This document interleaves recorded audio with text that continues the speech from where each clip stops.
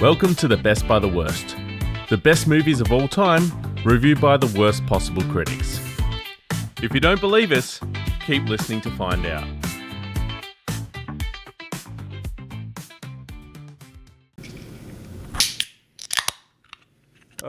Welcome back to the Aleks podcast featuring Barrett.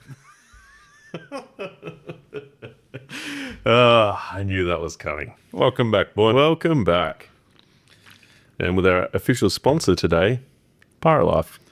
Oh, and we can actually say that because you have something to share, don't you, Barrett? Yeah, they like our podcast so much that they're sponsoring us and they're flying me to Adelaide to visit their brewery. They're flying us to Adelaide, remember? My wife would disagree with that statement. She'll come around. No, I drank that much Pirate Life at the pub. I won a trip to Adelaide. You better mention the podcast while you're over there. Oh, it's my full intention. That's why we're shouting them out now. Pirate Life. I was going to open with something along the lines. It's like my go-to daily beer, but that makes me sound like a real alcoholic. Yeah, but it's also true. Not the alcoholic part of this is your everyday beer. It's an everyday beer, not every day. I think if I opened your fridge and didn't see one of these Pirate Life cans in there, I would be very afraid. Something terrible has happened. This is what would come across my mind. I've got a spare carton in the pantry at all times ready to go. I assume so. My biggest regret was not getting that free water bottle. My biggest regret. Oh, it's such a good water bottle. Anyway, we also got a shout out of our podcast at our good friend's wedding last week, didn't we? Oh, we did? We went over to Brisbane for our good friend's wedding, and the MC gave a shout out to our podcast. Yeah. Now we have an extra 6,000 listeners. Yes. Which is, not bad for a week. Yeah. He's also our number one listener, so happy wedding, boy. Yeah, and you finally get a new episode that you've been asking for. We should have invited him to record. Another time. That's right. It's been a while since we had a guest, but we've got a couple of guests lined up that we've had in waiting for some time. Yes. They've been in the waiting list for a long time, and they want in. Yes. So we do have to do an episode soon with a special guest star. Yes. But anyway, before we get into what we watched this week, Barrett, I wanted to address a question that came up in the last podcast. I know I'm notorious for saying I'm going to find this out and tell you on the next podcast and then never doing it. But this time, I remembered, and I'm going to tell you what happened. Do you remember what the question was? No idea. Neither did I. Then I saw a note on my previous notes because it's been a while since we recorded, and I was like, I should probably find that out. So at some point last time, I don't really remember this, but apparently I did, I wondered why ginger beer was called beer. Do you remember that? No. Oh, well, I put that out there. That's a good question. Yeah, why is ginger beer called beer? I mean, it can be alcoholic, but it doesn't have to be.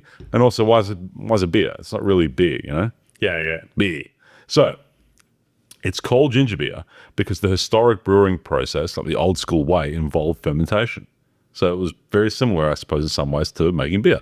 Yeah. So that's how it generated the name ginger beer. These days, they do forced carbonation for the most part. I'm sure there's some places that probably do it the old-fashioned way, but a lot of the time it's just forced carbonation now. Yeah. And so there's no fermentation. So they just keep it as ginger beer because that's what everyone knows it as, and it's a nod to the original process. Wow. You never cease to amaze me with your facts. Yeah. I'm here to give. Perfect. All right. What do we watch this week, Barrett? All right. This week we watched the 1952. But didn't check the year that was correct. 1952. Braveheart. Incorrect. The Greatest Show on Earth. Yeah. All right. The movie had a budget of $4 million. It's pretty big. Or $48 million in today's money. Ooh. Can I tell you a fun fact that kind of relates to how much money was spent? Perfect. Actually, I didn't even write it down, but when you mentioned that, I thought that's actually a big amount. And that is a big amount for that time, spending that in the movie. Oh, yeah, it's huge. Yeah. So I found out, as I was doing a bit of research, that the director of this, his name's Cecil D. Mill or something. Anyway, it was apparently a pretty big deal. But he'd been making movies even before there were sound movies in the 17s, back in 1917, 18, all the way to now. I thought you'd been in the 1700s, and I was like, no, sorry, I meant the 200 years. Well, it sounded weird. I was always going to say the 10s. If you say the 20s, 30s, you know what that means? Yeah. No one really says the 10s. Yeah. He was making movies as early as the 10s. Okay. But anyway, he kind of blew up in this. It was already big, but he blew up even bigger in a movie in 1939 that he made called can't remember because I didn't write at this point down. Not important. Yeah, not important. And then he made some big ones before this one, but he made that, and it was like such a success that the studio gave him carte blanche, which basically means we're not giving you a budget. You just make us movies, and we'll just sign the check. So when I hear that that movie cost $48 million, this was made a little after that, right? So he made a couple movies, and then this one, clearly the studio just gave him an empty check and say, do whatever you do. Paramount Pictures. Yeah, yeah. Wow. It is a lot of money. I'm pretty sure, like, I don't have my old notes in front of me. I don't keep them all like you do. But I'm going to say that a lot of movies we've talked about are like in the 1 million mark, 1.2. 100%. Not a $4 million movie. Yeah, but this is how he was given free license. And it is a ginormous movie. Honestly, like, we'll get obviously into more detail. The whole movie is basically just, if anyone's ever gone to like a big circus, it's basically going to a big circus again. That's the movie. 80% of it is just watching a circus. Yeah, well, I've got the plot written down here. I wrote circus, circus, more circus, oh, and a love triangle. Yes, that is exactly the movie. That's what I basically wrote down too. And like the money comes from, like they built this gigantic circus set essentially. There's obviously a lot of people that would be involved to make the circus happen in the movie. So like that would be expensive. Yeah, they had to pay all the animals. Yeah. Yeah, I'm going to talk about the animals in this movie. Okay, yeah. I got a feeling that this movie nowadays wouldn't be thought of so kindly in terms of treatment of animals. But, I mean, let's face it, we all know what was happening with circuses back in the day, at the very least, right? Wasn't a great place for animals. This movie would have been no different. Yes, great. Laura, why don't you tell us some more about 1952? I didn't do that. Oh, I'm kidding. Of course I did. 1952. Strap yourself how in. do you get me with that every time? I don't know. Is that the key to a good podcast? Is just repetitive jokes. I think so. I mean, that's sustained our friendship for the last 10 years. How long have we known each other? 10 years? Yeah, we'll probably go with 10 years. That sounds about right. Something around there. If anyone wants to fact check us, please let us know. Anyway, okay. Fun facts. So in 1952, Queen Elizabeth succeeds King George and becomes Queen of England. Whoa. Yeah, pretty big deal. I mean, I hate that whole royalty bullshit, but it's obviously a big deal, so I'm still going to mention it. Yeah. Yeah. That's crazy. Yeah, I thought you'd like that. That's a long reign. Yeah, she was there for a while. I mean, they probably gave her like 6 hearts from, children that they harvested it from, but she survived. Right. Next fact. Winston Churchill announces that Britain have their own atomic bomb. Right. I did not know that Britain had atomic weapons. What? Yeah, it just didn't occur to me. Okay, well, let's just sidetrack for a minute. Who do you think has nuclear weapons? There's not many countries. There's probably like 7, but we'll go. US? Yep. Russia? North Korea? Nope. At least not that's publicly known.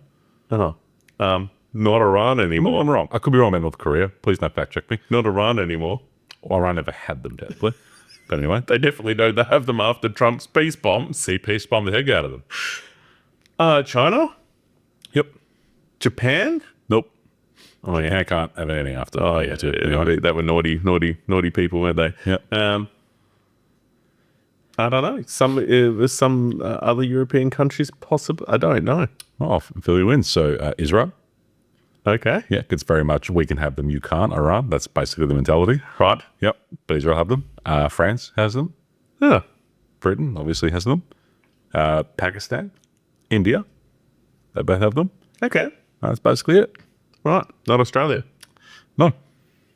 We've got like a kangaroo that we could shoot across the Yeah, maybe a wallaby. A wallaby.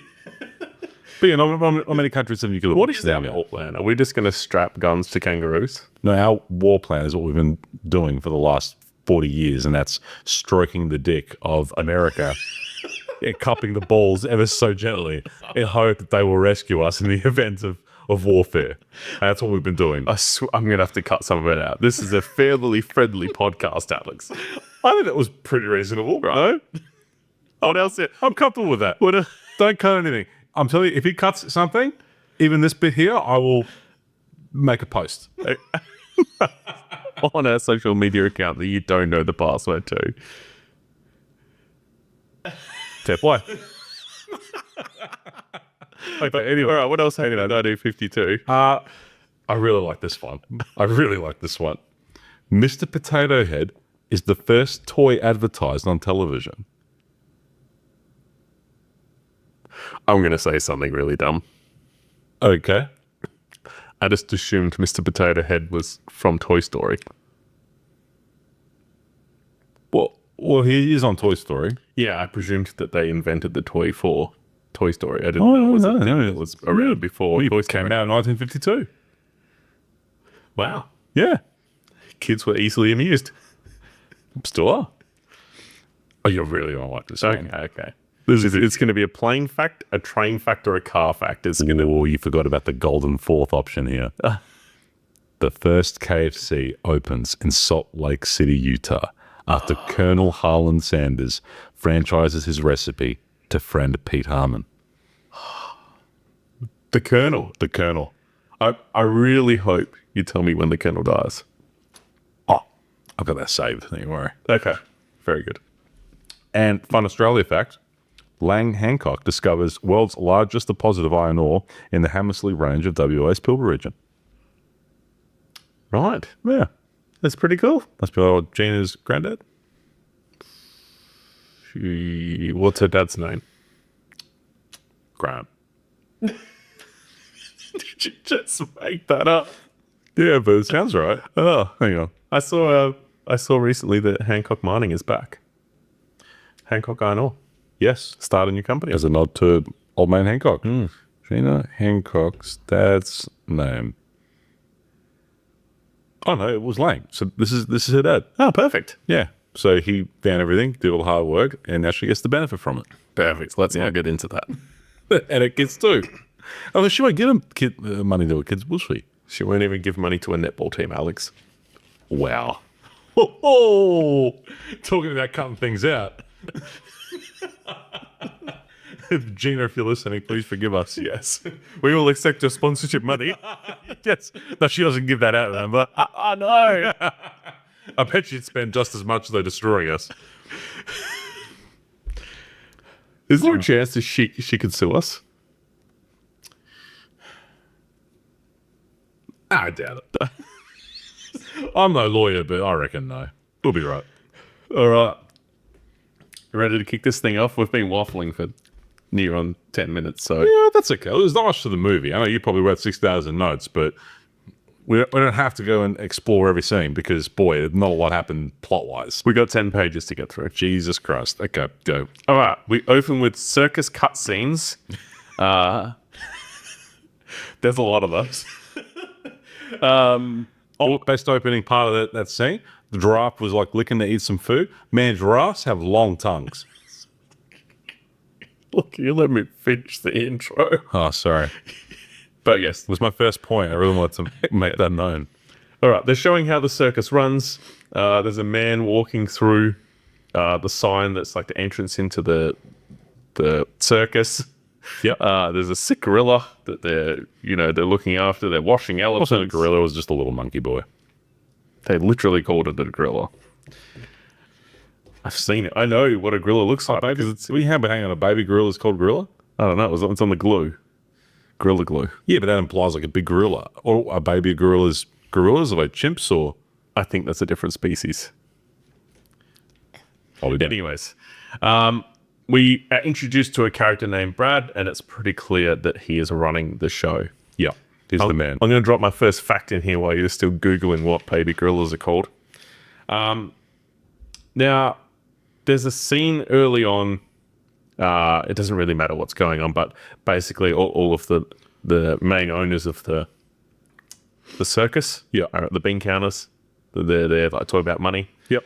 There's a guy in that scene who is John Ringing North. That's his name. Right. Okay. He appears as himself. Okay.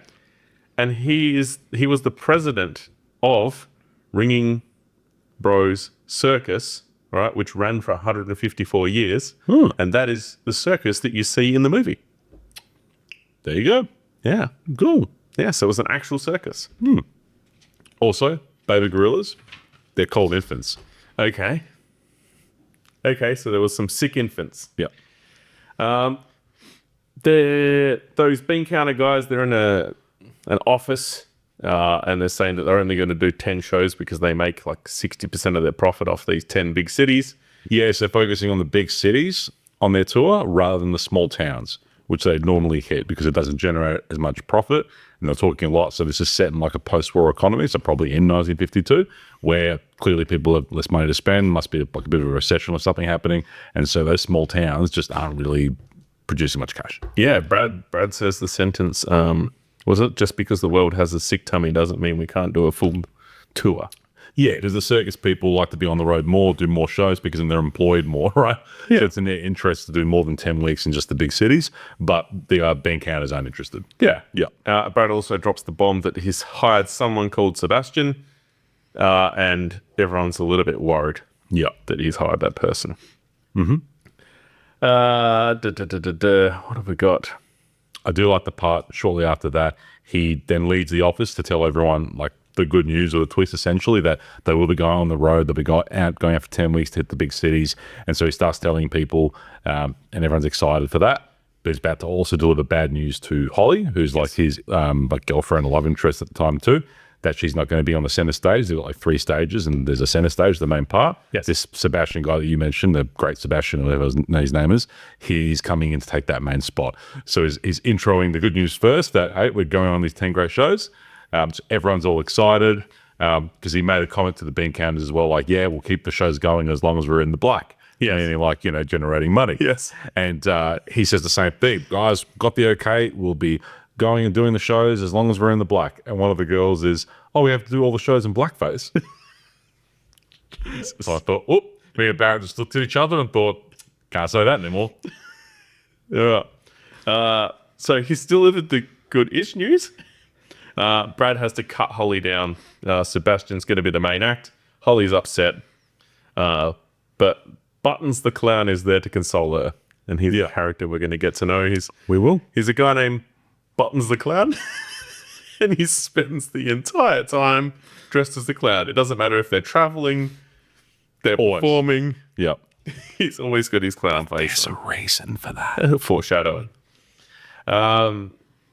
All right, they're packing up the train to leave for the first show. This car comes cruising through the crowd, being chased by the police. And who's at the wheel? Sebastian. Yeah. And it was just before that too. One of the lines I like as well when he told Holly the bad news because she was pissed, right? Because she'd been promised the center stage. This is just before Sebastian rocked up. So she's pissed and he's like trying to calm her down. And he says to her, Sebastian, sure, you're a chance. That was savage. Yeah, so she's not very happy with Brad. And then Sebastian rocks up with a 4 police bike escort because he'd broken like 16 laws. Yeah, the cops are rattling off what they've got him for. One's got him running for a red light, one's got him for speeding, all this stuff. Yeah. But he doesn't give a damn about any of that. He just looks across the yard and goes, who's that? And what does the person answer? Do you remember? No. That's the giant and the fat boy. Oh, I did know the giant and the fat boy. Yeah. Yeah, that guy's fat. Yeah, I didn't know that we were cast in there. I'll let you work out who's the giant and who's the fat boy. I promise you, boy, we weren't nearly as tall or nearly as round. That's for sure.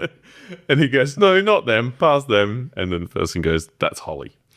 Yeah. So, look, not breaking any news here, but basically it's very quick that the Sebastian guy is like very charismatic, good-looking chap, blah, blah, blah. So him, Brad, and Holly, they're going to be in this love triangle, which is basically the rest of the movie. But that's how it starts. Yep. So the train's off. Holly is about. She's going to outdo Sebastian. Okay.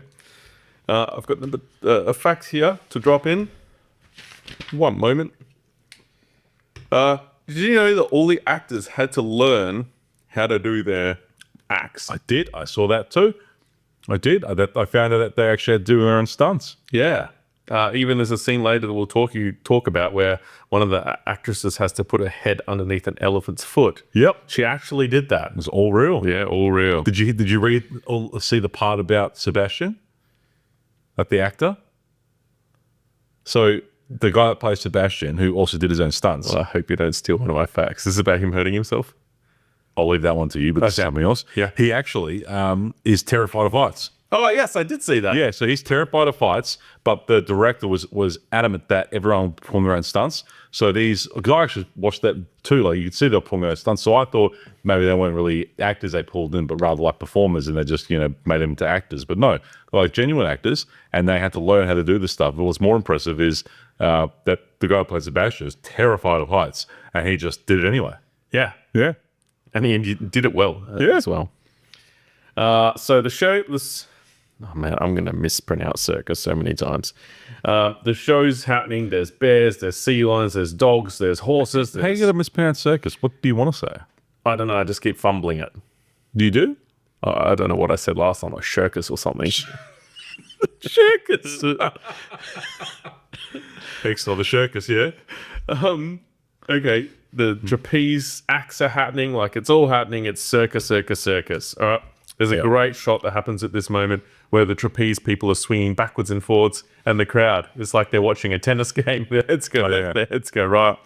Yeah, I thought that was pretty cool. Yeah, because at that time, like, because she's trying to prove herself, because she wanted that center stage, and she feels robbed from, Sebastian and Brad and everyone else. They're like competing with each other in this trapeze act. Yes. And they're doing like, more and more risky stuff, and it's making everyone nervous. And that's kind of that big main air show. But this went on for a while. It's a long scene. Yes. Yeah. But anyways, Brad's pretty mad about the risks that they were taking in front of the crowd.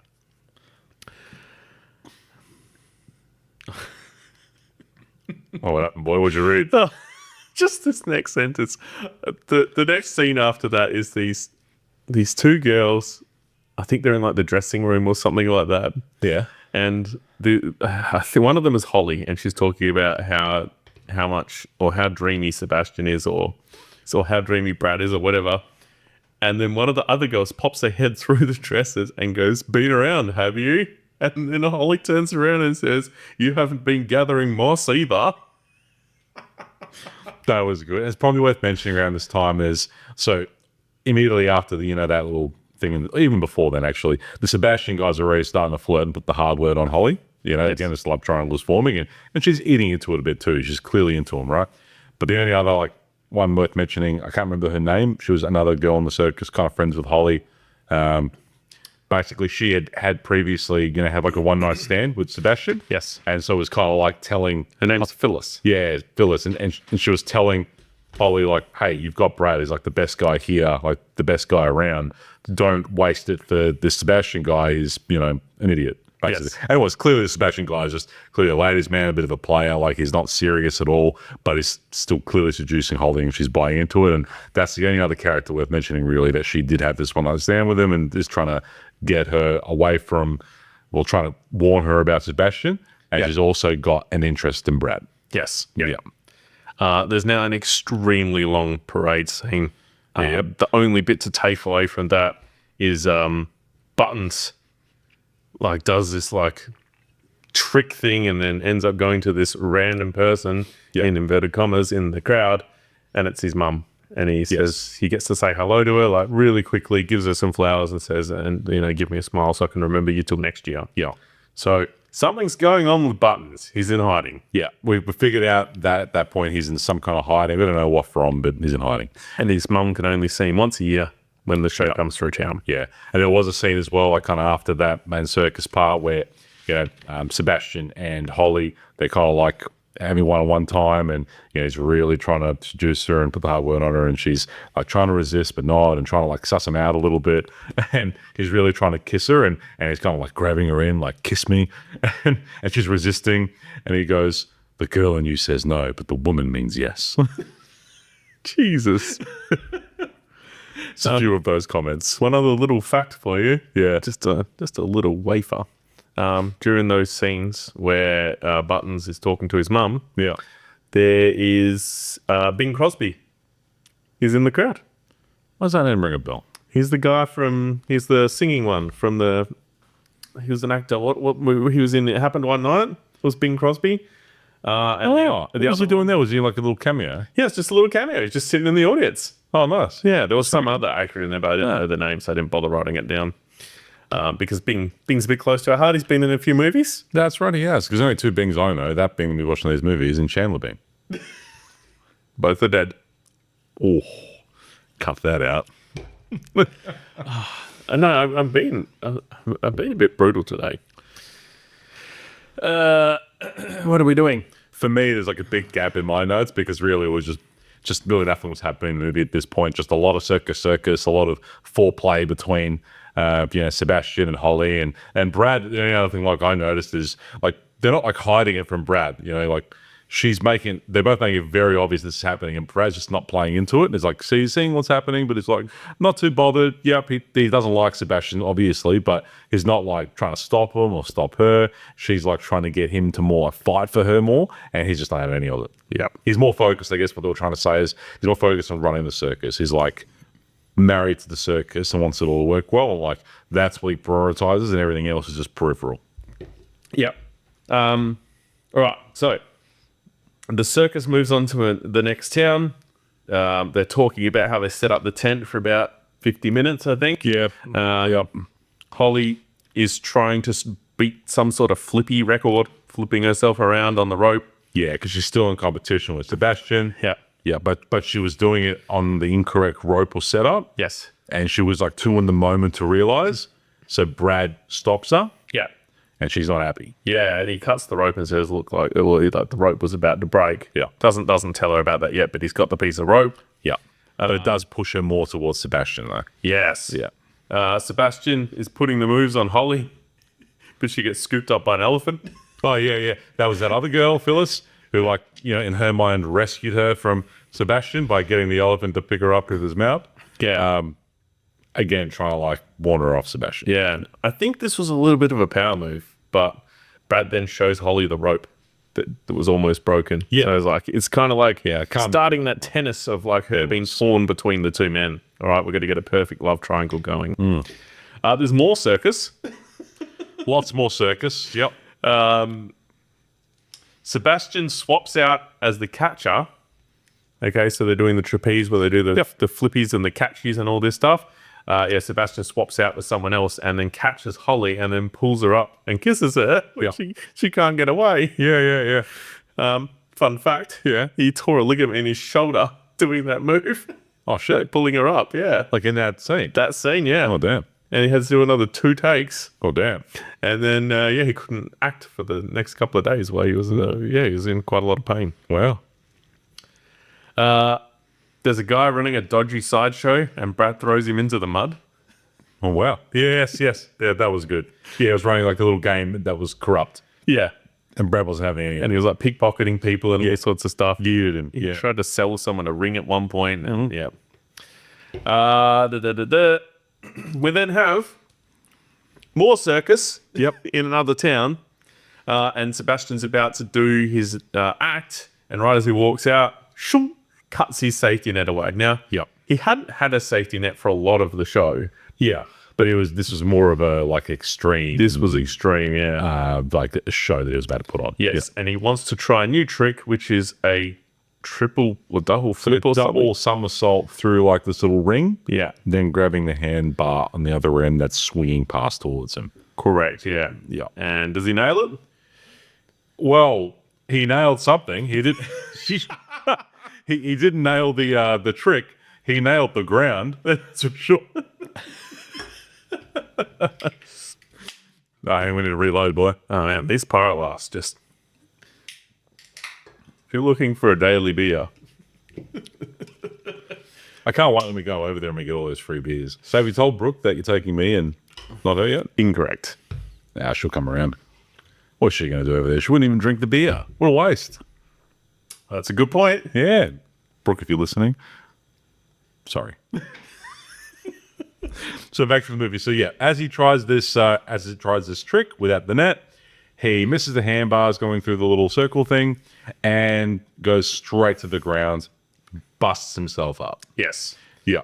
Buttons has to do first aid, and when the doctor comes to So get actually, like, able to like walk him out of there because he refused to like go out in a stretcher. Like, that's Yeah. probably important. He wanted to walk out of there, but it's like a little bit of blood out of his mouth, and clearly his like right arm's all bung.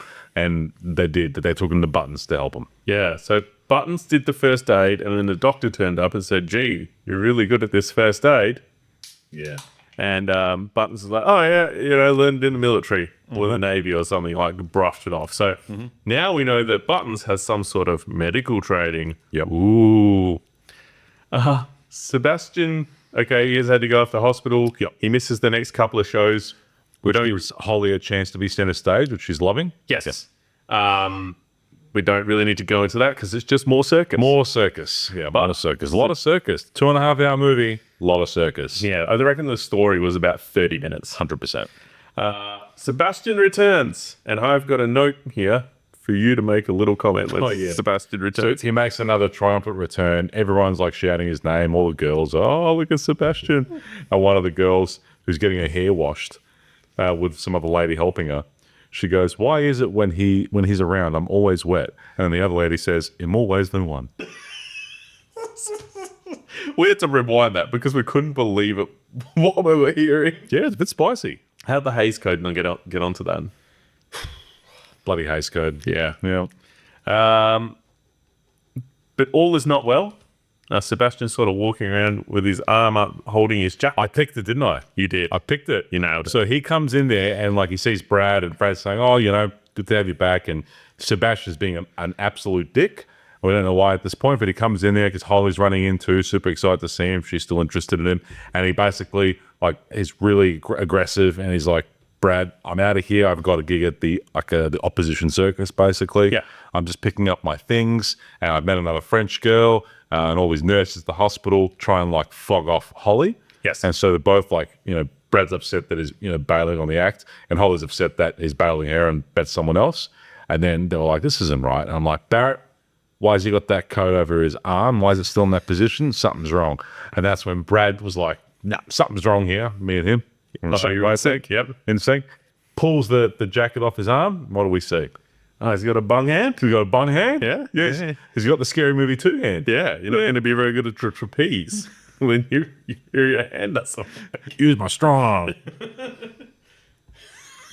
Scary movie. We should review one of those. Yeah. Can you imagine the roller coaster of trying to explain? Is a new one coming out? Oh, no. Yeah. Maybe it'll win Best Picture. It'll win, definitely not Best Picture. Anyways, Holly tells him, even though that he's all bunged up now, that she loves it. Yeah, they're all in shock, and Holly's like, oh, it's my fault. And anyway, when he kind of, says, this is why I'm being mean. I'm obviously not going to another circus. I'm bummed. I can't do what I want to do, and I'm not going to stay around to do, crap work as an alternative. I'm just out of here. And Holly still chases him down and says, I want to be with you. Yeah, he's kind of resisting that idea because he feels like he's not good enough now because he's got the bung hand. Yeah. You're never going to guess what happens next. Oh, shit, what happens next? More circus. Holy crap. Son of a bitch, I'm in. I do have a little fact to drop in for the Moore Circus. Yeah. And that was that this was shot in Florida. Yep. The showing. And all of the crowds they brought in as extras and they paid them each 75 cents an hour. Nice. Yeah. Cool. All right, so we're kind of seeing that Sebastian and Holly they're together now. Yes, they've kind of done that thing. And Brad Is now alone. is now alone and is a bit bitter about it all too. Yeah, and this girl that we haven't talked about yet, named Angel, makes a move. Okay, wow. Clearly me and you were on the same wavelength here. So the other girl, the one that we've been talking about, clearly wasn't Phyllis then, or that's her real name. It's been the same girl all along. Oh, So Phyllis it's Angel. and or Angel. Okay, yep. So we're talking about the same girl there. Jeez, Barrett. So no, this is the other girl we've been talking about who had the one last stand with Sebastian that was trying to get Foley to stay away from him. Yeah. And that was interested in Brad this whole time. Name to be confirmed. Name to be confirmed. Let's just stick with Phyllis because that's what we've been saying the whole time. Okay. Phyllis is now making a move on Brad and it seems to be working well. Yes. Yeah. Yep. He did say though, like she's like, making him filling up his cigar pipe and all that, being super nice, trying to seduce him, and he's all bitter about the whole Holly thing. And he goes, something was mentioned about the elephants, and he goes, smart animals, women are poison. I missed that. Yeah, I like that. Another thing to point out about Phyllis is she's the elephant girl. she's the elephant girl, like we've been talking about, but also she seemed to have a thing with another guy that was also looking after the elephants. He's like a German guy or something like that. Yeah. So they were like no longer together, but he's clearly pissed and is getting pissed. And there's a few scenes of that because he can see that she's interested in Brad and things are brewing. Yeah. And is not happy. Yeah. What does he try to do to her? Well, so there's this in one of the circus scenes, and there's a scene. Circus scene. Yeah. No. Yeah, God forbid, right? So there's a part there where they do this skit where she puts her head under the elephant's foot, which we talked about being real, which actually happened. There's no stunt double there. And, you know, to look like the elephant's going to crush her head. It's only supposed to go for a couple seconds, right? But this guy is taking the opportunity to keep her under that foot and like threatening her that he's going to get the elephant to crush her head if she doesn't stop, you know, seeing Brad and stays with him and all that sort of stuff. It's getting real intense. And then Brad comes in and rescues her. Elephant puts his little foot down and tells him to get out. So the second person is fired. Yes, That's fired. That's important to know. It is important that there will be a disgruntled German that will come back later. Yes, with the disgruntled other guy that he threw in the mud. Correct. Yeah. There's an investigator, a police investigator that turns up. Yep. And he's asking around about a doctor who killed his wife and then ran away. Yeah. Yes. And it's seeming like it might be Buttons. Old Buttermundo. Yeah. Yeah. There was a scene earlier, something about his hit. There was an article about him in the newspaper. He brushed it off with a joke. Yeah, crime of passion. It's worth mentioning that at no point in the entire movie is this actually explained. I was waiting for the moment where, you know, Buttons explains his crime as like, you know, being an accident, not really him or something like that. Where in reality, it just seems like he may have actually just done it.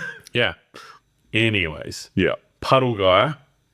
And Mud Boy and Angry German seek revenge, and they do it by putting a flare on the train tracks whilst the train is traveling to the next town, carrying, you guessed it, the circus. That's right. So the idea of the flare was to get the train to stop. Right? They get the train to stop. Now, it's important you know that the circus travels in two trains. Okay? One train, I don't know, seems to have all the people on it. Yep. And animals. And the second train has like the tent and more of the machinery and that sort of stuff.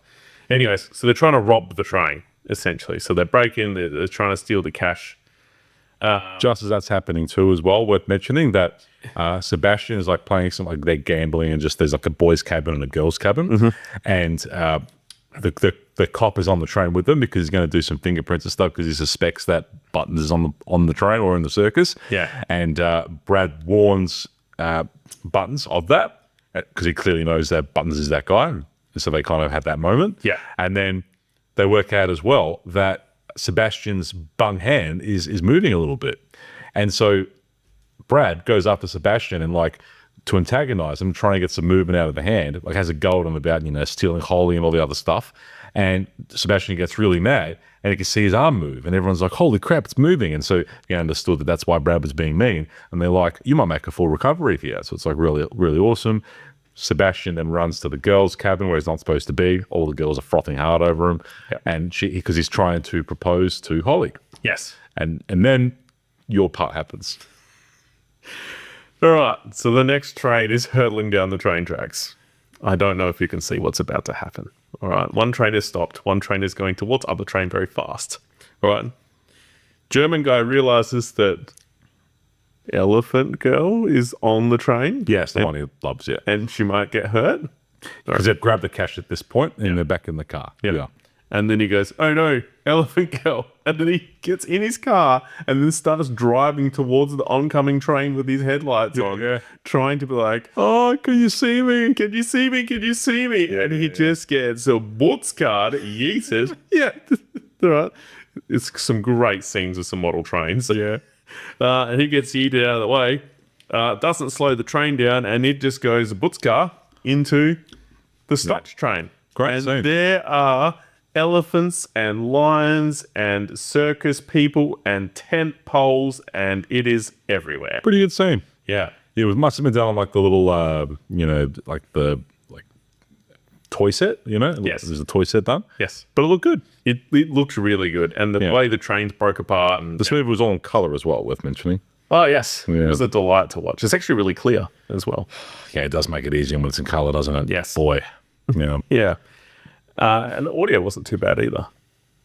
Yeah, I mean, it's obviously been, redone so many times by the time it got in our hands, but yeah. Yeah. So there's circus shit everywhere. Yep. It's the easiest way to describe it. There's lions running around. There's the chipmunks. No, the thrillers, whatever they've got all the cash. All the animals are running it's all just happening. Yep. Brad's trapped. I think it's really heavy some thing. rubble, yeah. He's still trying to get the circus going. He's like, "Come on, get the tent out! Like we're gonna carry it down the road to the next town. We've got a show to do." Yep. They can't get this piece of steel off Brad, but in the end, an elephant comes along and lifts it off of his trunk. Yeah, the other girl, Phyllis, she gets the elephant to lift it off him, but his herd has got like a pierce in his stomach. Yes. And it's bleeding a his hidden artery. Yeah, and there is a doctor with the circus, but he's been knocked out. Yep. So what other doctor do we have left? Botamundo. What? Buttons. Batinsky. Could you imagine having, like some sort of medical procedure done on you by a guy dressed as a clown? Yeah, I mean, Patch Adams did it. He was fine. I've got a really funny side story. I'm not going to name names because I don't want to embarrass the people. Recently, we were at a dress-up party, and one of the people got antagonized a little bit too much and snapped and got angry. Yeah. All right. And one of our other friends had to talk him down. All right. So one person's angry, one person's trying to calm them down, but the person trying to calm him down was dressed as Ronald McDonald. Can you imagine trying to get calmed down by someone dressed as Ronald McDonald? Perfect. All right. Were you the one that got angry? No, it was not me. Confirmed. All right. So Buttons needs to save the day. Yeah, but he's trying to run away because he knows the cop's on there. Yeah. But Holly, who's just, again, found a fresh new amount of love for Brad because he seems to be dying, runs out and gets Buttons before he leaves. Says, Buttons, you have to help him, please. Buttons, being the lad that he is, knows that it's going to be bad for him, but does it anyway. Comes back, says, hey, when you do a blood transfusion, he's losing too much blood. What blood type are you, Brad? I'm AB negative. And it's like, poor boy, not many AB negatives around here. And who could possibly be AB negative? Who comes waddling in like an absolute lord? Sebastian. I am AB. And the jokes he's cracking while there's blood transfusions going on. So good. Remember when you have children that a little bit of them is me? Yeah, that's right. Yeah, and you're with this lady. If you perform well, it's because of me. Yeah, so Brad's not too happy about that, but it does help him, so it saves Brad. Yeah, Brad's saved. The show must go on, and Holly takes over trying to organize the show to have barking orders. Yeah. And the tent's ruined. Tent is ruined, yeah. But they decide they're going to set up anyways at the train crash site, nonetheless. In a big empty field. So the train's crashed in the background. They're setting up the circus in front of it, and then they need the people from the town for the circus. So imagine if you're a farmer, though. You just come out there and there's a big circus and you land. You're like, what's going on here? Would you be mad? I think so. I think the first thing out of his mouth would be, Margaret, get my gun. Perfect. So they send a whole gang of people into town riding elephants to drum up the crowd. And then they bring the crowd back with them. They do. And then, what was the scene? Oh, Brad's lying there. He's not doing too good. And he's like, the circus is cancelled. This is ruined. No, he's doing better. He's recovering. And they hear music in the background. And he's like, the Pied Piper. And the other guy's like, I don't get it. Yeah. We've lured in the rats. Yeah. That's how you refer to your audience. Exactly. But it gets them in, which is good. So it's nice, good ending there. But the cop there, take him away, boys. Yeah. Takes Buttons away. So they say their goodbyes and take Buttons away. Bye-bye, Buttons. yeah. And one of the last scenes we see is Holly is running around absolute crazy town trying to sort out this circus while Brad's lying there. And he's trying to tell her that he loves her. Yes. Yeah. And so, to cut a long story short, all of a sudden now Holly and him are back together. And what was brewing in a couple other scenes leading up to this too is that Sebastian and Phyllis are going to get back together too and get married just all of a sudden. So now it's not a love triangle anymore. It's a love square. And they've switched partners again. And now everyone that was with each other at the beginning is now back with each other again. Yeah. What's the equation? E equals MC circus squared. Something like that. Yeah. Perfect. So they all end up with the original people all over again. And then, yeah, that's basically it. Movie done. Yeah. We did that in like 45 minutes. Yeah, that feels right. But Yeah. ultimately, though, the biggest question is, did you like it, Barrett? I liked the story of the movie, and I'll be the first to say we definitely skipped through some of the circus scenes because there was so much circus. Like, I don't need to go to the circus now. Yes. It was honestly like the whole circus filmed.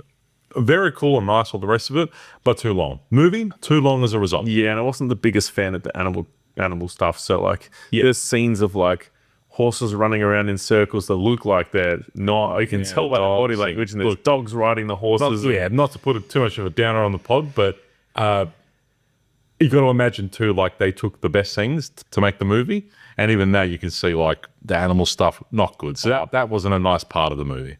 We just got to take one moment to pull one out for Buttons Doggo. Oh, Buttons Doggo.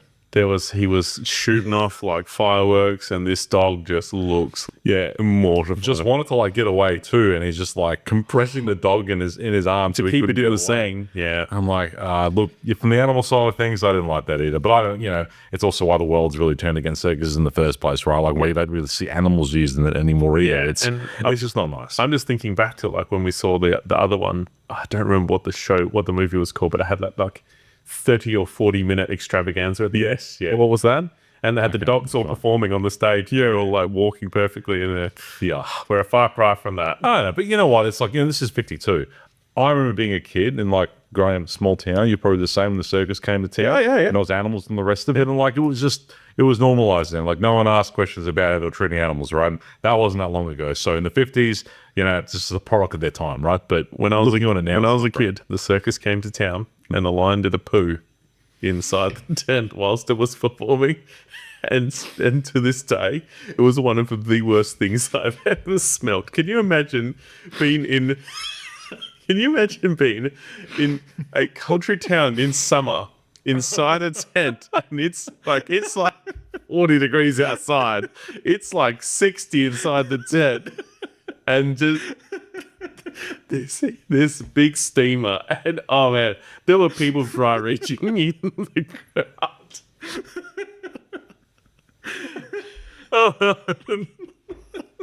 That's burned into my childhood memory. Oh, thanks for that the story, Barrett. Oh, that lion sure showed up. What a power move. Okay, so well, back to it from my point of view again. I just thought movie was okay. Way too long. If it was like an hour 45-minute movie, I probably would have liked it a fair bit more. But too long, it's too much circus stuff. Yep. But, like we watched a lot worse movies. I feel that way too. Yes. But Barrett, the ultimate question is, how many Barretts out of Barrett? 2.5. 2.5 Rockin'. 3.6 Ronkin. Not great, not terrible. So 2.5. And that's going to confuse the shit out of everyone. So. Yeah, it is. I gave it 2. 2.5? 2 and 2.5. Yeah, it's reasonable. Yeah. Yeah, definitely, in my mind, shouldn't have ever gotten near a Best Picture winner, but here we are. Yeah. I guess one last shout out to our official sponsor, Yeah. Pirate Life Brewing. We'll see you soon in Adelaide. Aleks and Barrett, we're taking the podcast to Adelaide, to Pirate Life themselves. We're going to film a podcast in Adelaide. We haven't told this to Brooke yet. Sorry, Brooke. And we'll be coming at you next episode from Adelaide. She is going to murder you. Yeah. All right. We could do it, though, just saying. Yeah. If you want to, you risk a divorce, I mean, we could do it. No. I'm pretty happy with my marriage, if I'm honest. You going to take us out, boy? All right. Thanks, everyone, for listening. It's been a little while since we released an episode, but we'll be coming back in force soon with a lot of episodes and a lot of movies that are starting to get better. And we're going to be pumping them out. All right. Cheers, boy. Cheers, Barrett. As always, good to have you on my podcast. Thanks, everyone, and goodbye. Dun, dun, dun, dun, dun, dun, dun, dun.